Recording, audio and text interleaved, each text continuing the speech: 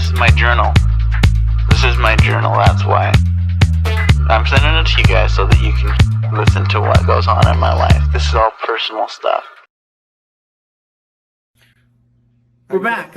We're back. Sorry. It's almost like we never left. We almost didn't. So, for episode 4 and 5 of The Wheel of Time. Yes. So it's in these episodes that it really significantly deviates from the book in terms of new material, things happening that never happened in the books. And this is the episode 4 is with Logain, who and we see the battle in the woods in this city. At first, when Logain is wielding the blackened one power, and I thought that scene was great. I actually liked this episode overall, even with all. I mean, I was obviously different, but I feel like a lot happened and a lot was revealed, and it just worked as far as where the story is at this point and where it's going. Them caging and keeping Logain's power in check, and the battle in the woods, and Nynaeve, that big reveal of her power, it was awesome. That was all great. And then one of the, having one of the Aes Sedai be killed, all of these things, I felt really worked in this episode. What are your thoughts, Gunnar? Yes. Yeah, no, I'm with you. I thought that those worked out fine. I like the way they did all that. However, and this is going into the book, that connection, that bond that they have with them, and this is going into the next one as well, episode 5. Yeah, there's a lot in episode 5. This is what's. I'm going to go through this bond that they have. So you're talking about the Warder and the Aes Sedai bond. They have this bond, and it's forged through magic, through the one power, and it is binding. And what it does is it makes the Warder stronger. It makes them faster. It makes them last longer on whatever they're doing, and they greater endurance, greater fortitude, whatever it is, they've got it. And it adds on to whatever they already have as being fantastic swordsmen or whatever they are. When an Aes Sedai dies, the Warders almost go crazy. Yeah, almost like they have to avenge, or they don't care if they're gonna die. All of the above. I wish that when the Aes Sedai died in the 4th one, it showed that Warder. I think that would have been so much better. If he would have gone on a blood frenzy of just taking out these attacking warriors. He's just 20 and he's getting hit by arrows and it's not stopping him. And he dies there. Rather than in the 5th one where they have this ceremony. Now, I don't want to get into the ceremony of them. Actually, I do. Sure, we can talk about it. I thought it was fine. Yep. It was just fine. That's the problem. It did not add to the story. It took away. So you spend the time getting us so that we care about this person, but not the main characters in the story. Problem. You took that. You could have added that time to episode 1 and 2. Exactly. And build on those most important characters.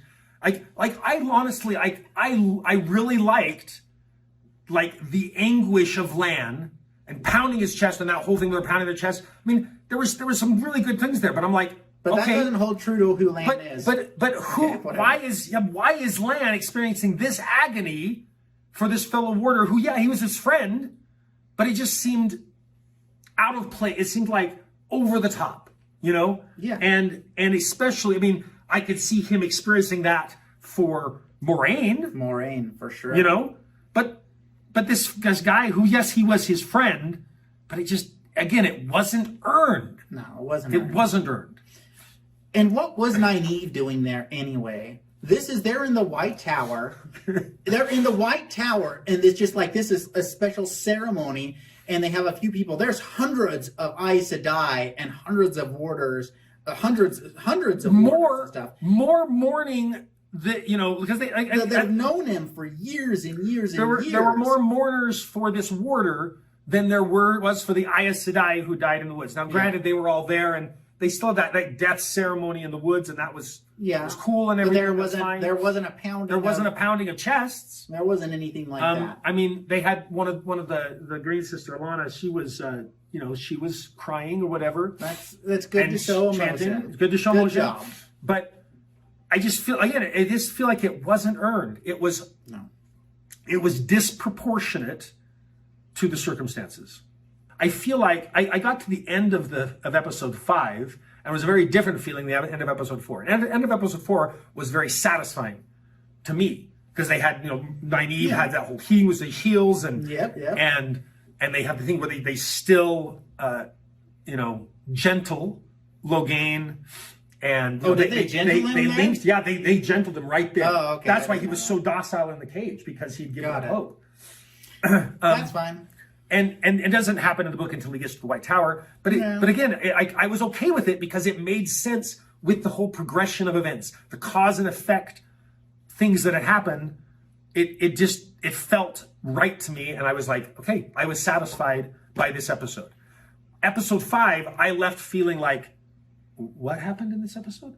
No, you did. Like the way that their focus, they spent so much time on trying to build your like for these people that you didn't care so much about. We don't need to care about as much. I'm glad that Lan and I'm glad that Moraine showed emotion in there. I'm actually not.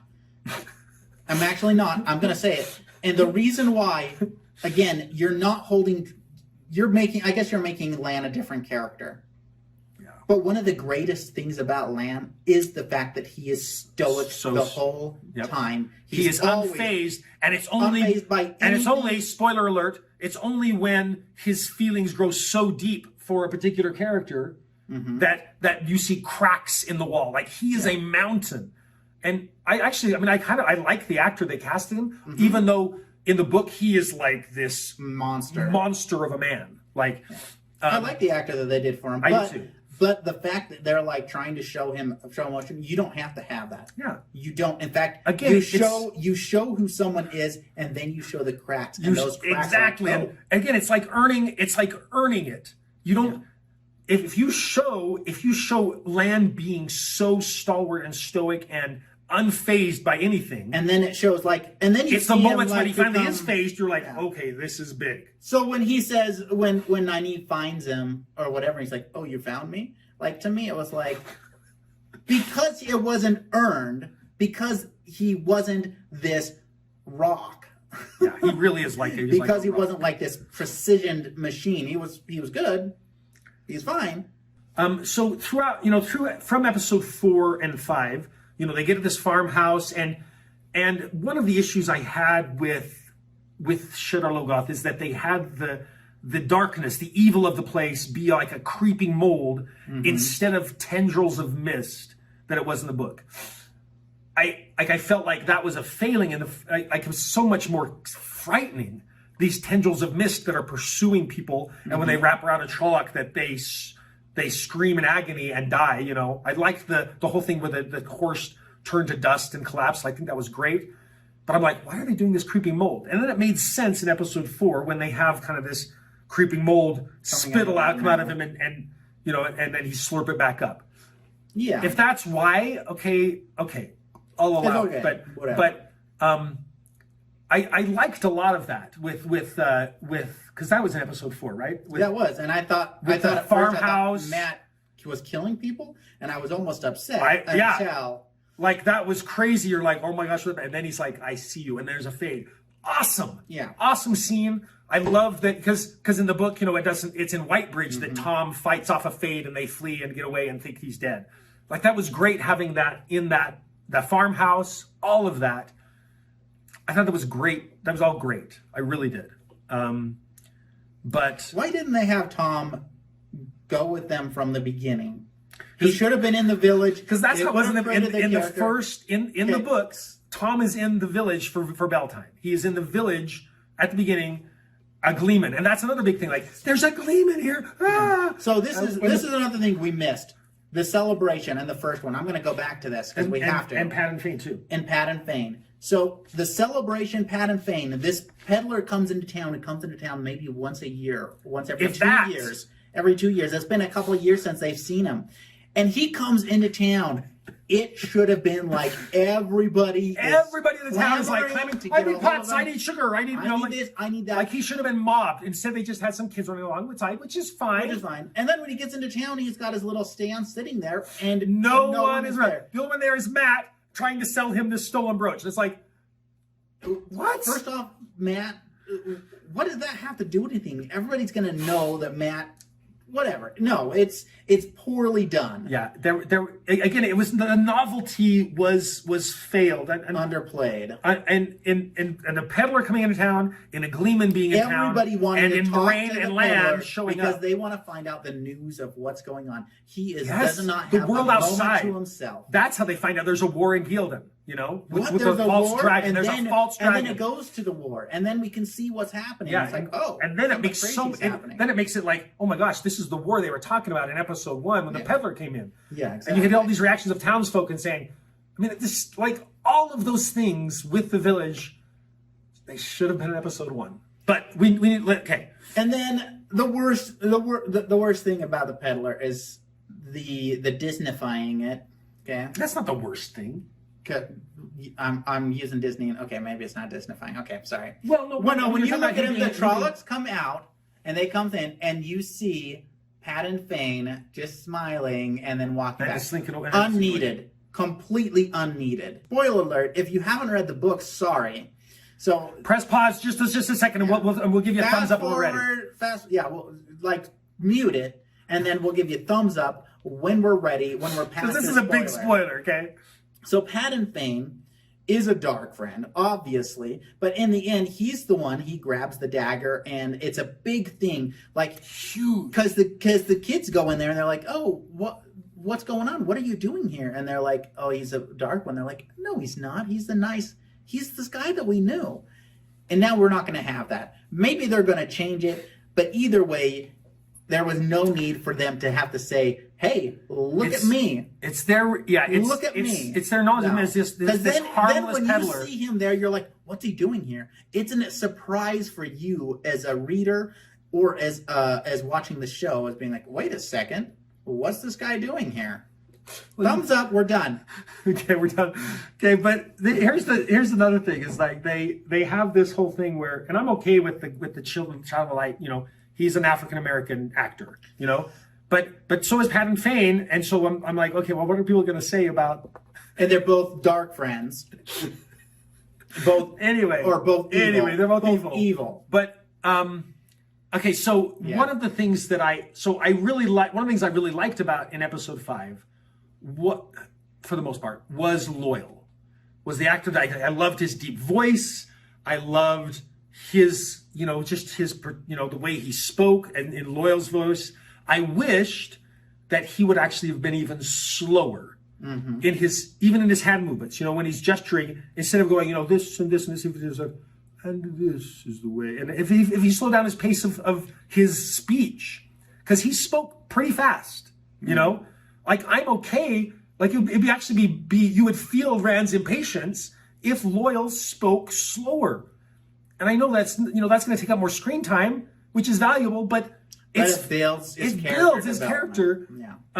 And I wish they would have done that. That being said, I did like Loyal, but what I hated, like the thing that bothered me more than anything else in the episode was transitions. So they have Nynaeve in the tower, and that's one of the first things they show is like she's in this room, and Moraine says you'll be safe here, but don't trust anybody. The tower politics and all that, great. But then the next scene is Logain being paraded through the streets, and it's not this, and it's everybody that's in that procession except Moraine and Lan and Nynaeve. Why? And he's still leading the horse. The one warder is still leading the empty horse. It's like they got that way beforehand. It's like, wait a second. Why are they not together? Was this staged? And if it's staged, why aren't they in their formal dress? Why aren't they in? Why is this warder that lost his? That lost his Aes Sedai. Staged, you wear formal. And the street should have been bigger, but that's fine. Anyway. Yeah, the street bothered me, and the amount of me people, so much. and them throwing like perfect produce and stuff like that. The produce like on there. It was honestly, it was like, what do we got to do here? So We've got to stupid. have someone throwing something. Okay, get those really firm tomatoes and throw them. Yeah, you know? exactly. Radishes. It's so again. It's this fear of filth. It's like in the old days. Yeah, they threw excrement. They threw rotten eggs. They threw tomatoes that would splatter. If there was horse dung that was throwing them, maybe not human. Okay, horse dung that was just throwing through the cage, like that would have been like, wow. That would. Yep, there we go. That's like what it is. again, making things dirtier. Disney is all about cleanliness, right? Everything is perfect. Everything is perfect and cleanly and clean. But if you read any history worth its salt, it is horrifying the conditions that people lived in the old days. Now, that's not to say that you have to maintain all of that, but just don't be afraid of making things shabby and dirty and gross. If you're a farmer, you're a clean farmer if you have mud on your face, okay?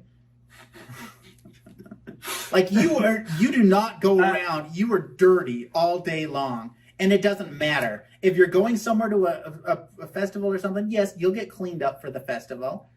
But your clean stuff is not, you're going to have patches. You're going to have whatever. It's not, anyway, regardless, the transition, though, that bothered me the most is they have this scene where Nynaeve comes out of a room and she's looking into the Statue of the Warders.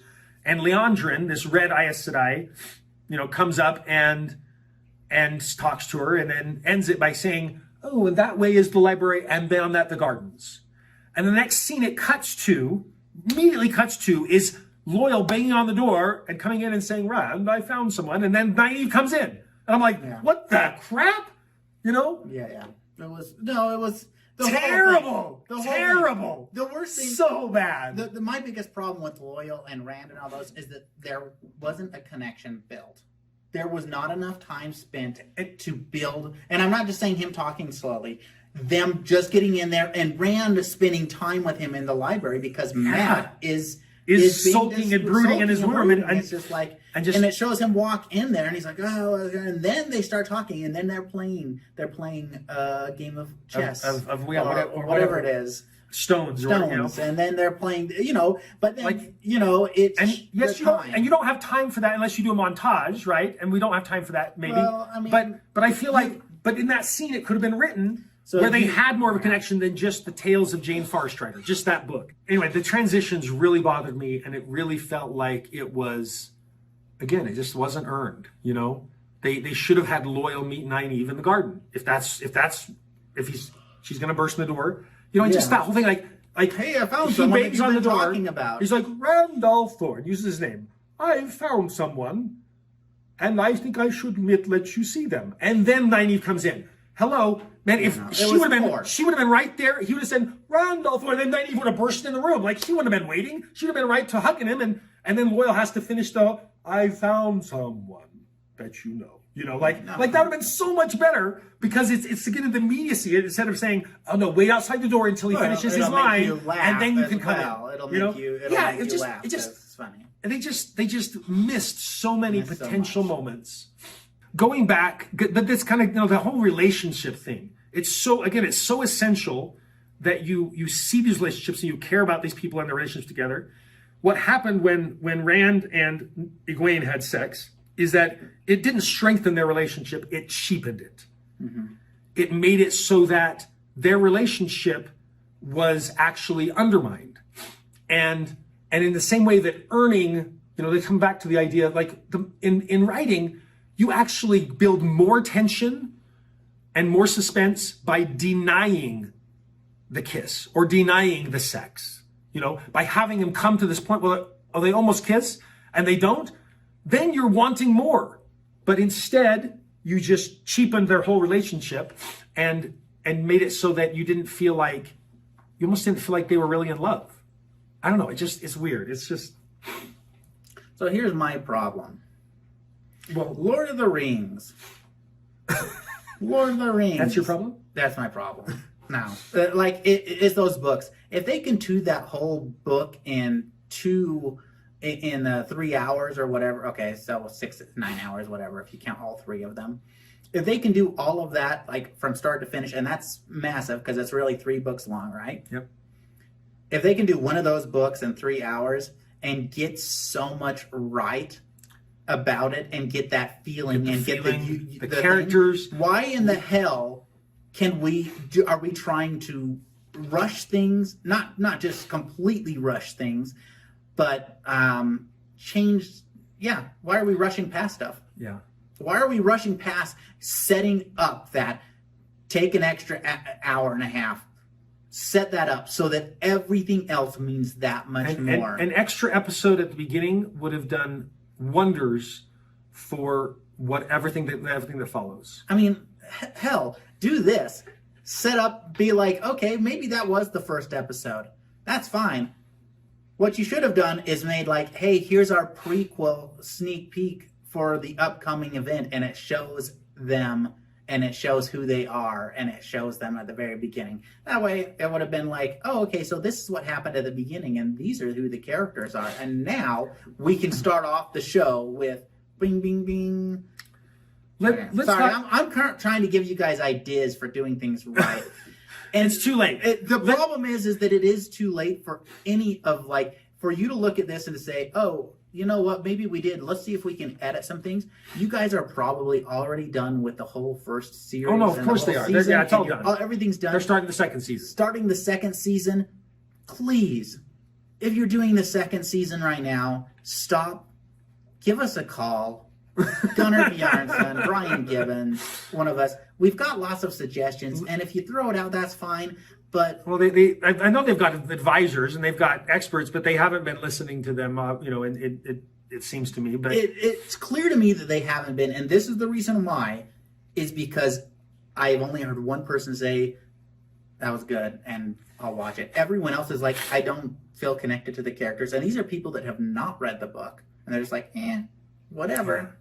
Just terrible. These are, and people that have read it. So, of course, you're going to get good reviews because you're pushing for that. And there are always people who do that. But once again, you owe it to the fans of the book who have put so many years and love into reading these and so much money, because that's where the money came to make this, was from those fans.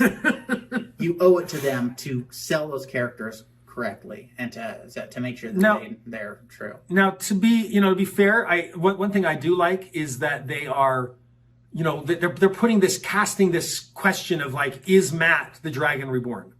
Because he's the one that seems to be going mad. He's the one that seems to be seeing things he shouldn't be seeing. And I like that. But I don't. But there was something else. The whole thing with Taverin, we kind of touched upon this earlier. Yeah. That making it so that Egwene it's possible that she's one of the she's the Dragon Reborn. No, it's not. No, it's not possible. It is not possible. The dragon has always been male. And the reason why it's so important now that the dragon is male is because of the taint on the source. And they show it when they show the source when Logain is powering it, but they never explain it. Yeah, they don't explain that at all. They don't explain that the one power is actually in two halves. Yeah, that there's Sayadar and there's Sayadin, and that they are one is, and they're very different, but they're two sides of the same coin.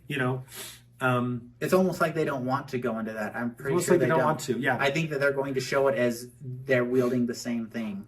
Yeah, which is sad because it takes away so much. Yeah, I mean it's the whole point. The whole point is why they have red sisters and why they need to control men is because they can go mad and then use the power. Yeah. But why are they in going madness mad? We don't to know. destroy things? Yeah, they never explain why they're going mad. But it's because of the taint. The taint on the male half of the one power.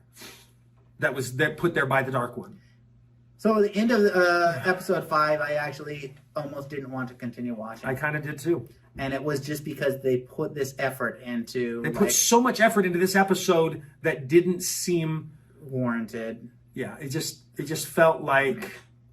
You're building up these all characters. Of this time on all these peripheral characters. Yeah. And it's you're not earning. You're not earning. And I see that they cut out a ton of stuff. They said 1 month later, right? I mean, yeah. Oh, is that what they said? 1 month later. At the beginning of episode 5. Okay, I missed that. I must have not been looking at the screen, but I was so upset. I'm like, it just felt so cheap that they were at Tarval, and there wasn't this struggle to get there. It felt like, oh, they're there. I guess it's not a big world. I guess it's just not very big. Yeah, and I mean, there should have been more refugees, more people on the road. There's a bunch of things, but regardless, we do, again, we like some things. Yeah. And but there's so many things that I feel have failed that didn't need to fail, and that should have been more scrutinized in the scripts, But you guys need to grow some balls. the people that are saying, hey, you know what, this isn't true. And not just saying that, maybe come up with some reasons. Maybe actually lay it out and say, this is what's going on, and this is why this is what it's going to do for a reader. I'm a reader. And they just say, I read it. I read the book, I read the series, and this is what it's going to do for me. I can understand why you're taking out this person. I can understand why that. Actually, Min is a character who may not be needed, and she wasn't in there. Maybe not. Maybe not. And so I'm wrestling with that. I can see that maybe she's not needed. I think one thing that's really I loved that, actually, like the credit, the intro thing with the where it has all the credits and it has the weaving of the pattern. I actually really like that, because that's kind of the whole point, is that the wheel of time is not just a spinning wheel that is going around and around and that's time. No, it is weaving the pattern of people's lives. It's a spinning wheel on a loom that's basically, weaving all these people's patterns and they get woven into the fabric of time, and each thread is a life, So I wish that actually that was more apparent in the script, that it's that Taveran are those threads that are huge, significant threads that other threads are woven around them, and that's exactly what. That would have been awesome if they showed that even in the credits. Yeah, if it had the main characters being woven in, kind of thing. But lastly, is the swearing in it. At the end, Matt swears. He goes. He does? He says, "Shit, this is a whole bunch of shit" or something. He said when he's on the balcony with Rand. Okay. Why the hell don't you use light? Like, he had this whole swearing system. They actually said blood and ashes at one point. They said blood and ashes. That's one of them. But where's light? Light was like the big one. Like they said, light on everything. Light, Rand. Yeah. Why are they not using that? Why? You have a swearing system already in place. Why are you bringing? Why are you bringing in one that's not? You're like, okay, well, I guess everyone's gonna know what shit means. So. But it's not the word; it's the intonation. It's not the right word. It's the way that you use the word that says, "Oh, this is a swear word." Anyway, I'm sure we have more that we could say, but we probably ranted on long enough about this. We will force ourselves to watch, continue watching episodes because we're such fans of the books. But you will hear more of our thoughts about the next episodes, and we'll get caught up. We apologize for the delay. I know. You didn't know you were waiting for these videos, but now you know why you were waiting. Just as a side note, just a happier note. So something that you can watch that might lift your spirits. Oh, yeah. I'm going to throw out a good movie. So I tend to, when I watch movies, be really grumpy and just point out all the bad ones. In fact, when new movies come out, I'm typically saying how stupid they are in so many reasons and how they missed the mark. And I'm probably wrong because a lot of people like them. But I'm going to give you a good one. And this is a Disney movie, actually. So, What? The Sandlot. It's an old one. Watch it again. One of the greatest movies of all time, actually. It, as far as a kid film goes, never seen kids act better. Like, consistently with that amount of kids, that range of kids, they all just are phenomenal. When I was a kid, I was like, this is perfect. I believe everything. I believe the characters. They do so good. And the story's really good. Hit the mark. Earned it. They earned it. They earned it 100%. They had the badger. Where was the badger? It was in the sandlot. There you go. All right. Well, anyway, if you guys agree, disagree, give us your comments and thoughts. And if you like what we say, give us a like and subscribe to our Wheel of Time review series, which will continue.